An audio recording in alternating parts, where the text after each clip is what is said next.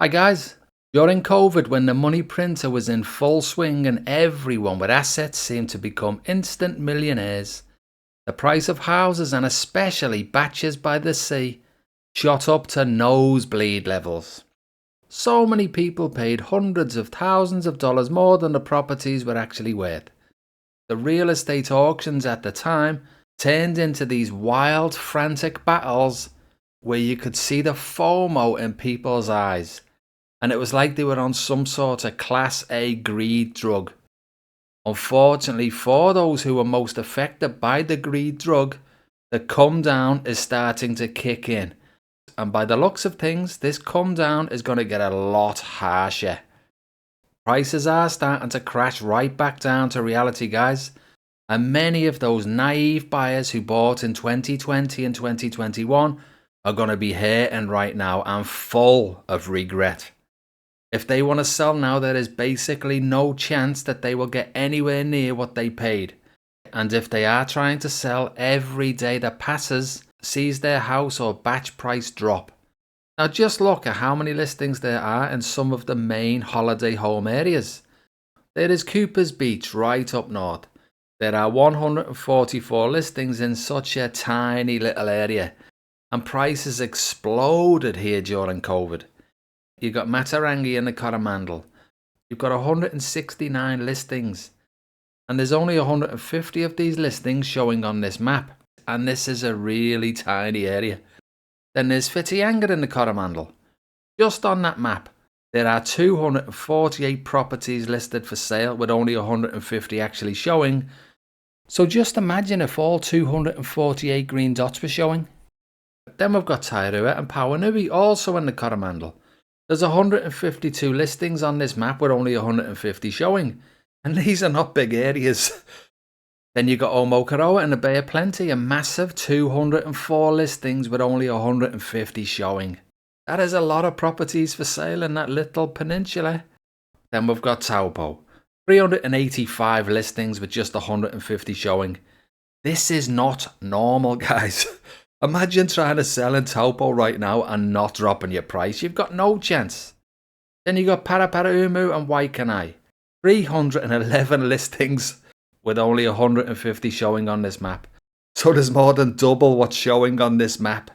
Then you got Wanaka, Holiday Home Central. They've got 318 listings with only 150 showing.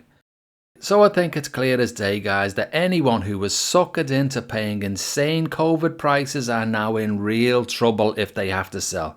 There are currently 41,871 property listings on TradeMe, and in the next couple of months, watch that number absolutely explode upwards like it does every year. Fingers crossed we'll hit the big one this year. 50,000 listings, and hopefully by May. Now last year we didn't quite get there.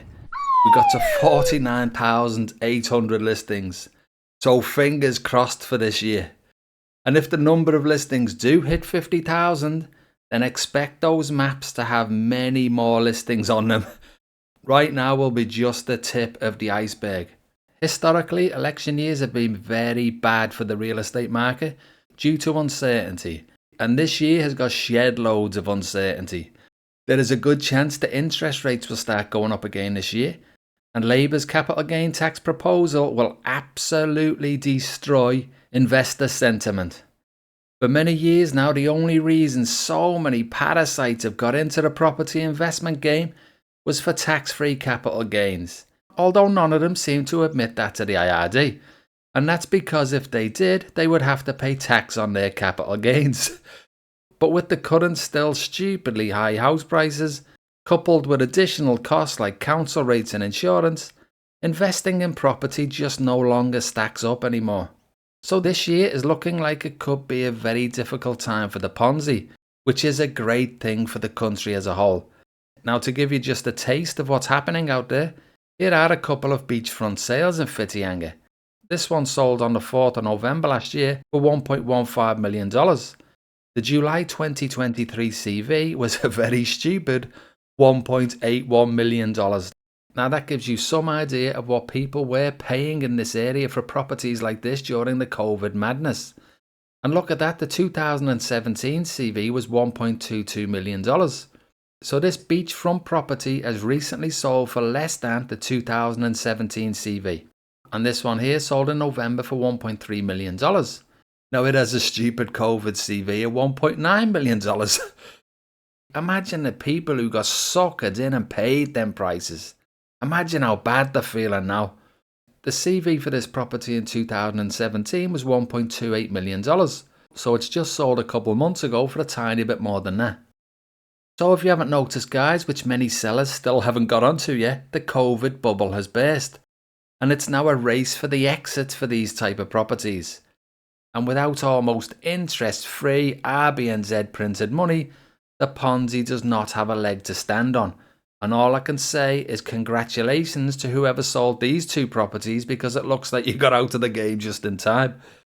Now it really does look like things are about to get a whole lot worse for the boom and bust holiday home areas, especially if the expected rash of listings start piling on very soon.